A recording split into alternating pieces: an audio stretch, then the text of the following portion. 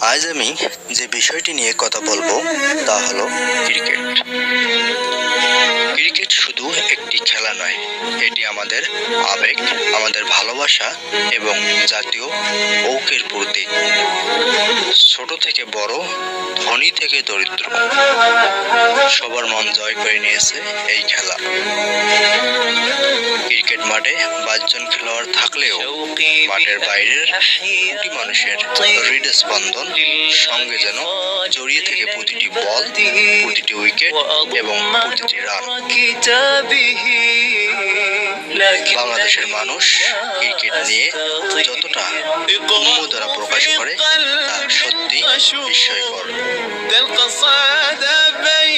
Cricketer আজ আমাদের জাতীয় নায়ক। তারা শুধু খেলা নয়, দেশের সম্মান বহন করে। ক্রিকেট আমাদের শেখায় দলবদ্ধভাবে কাজ করতে, শৃঙ্খলা মেনে চলতে এবং কখনো হাল না ছেড়ে এগিয়ে যেতে।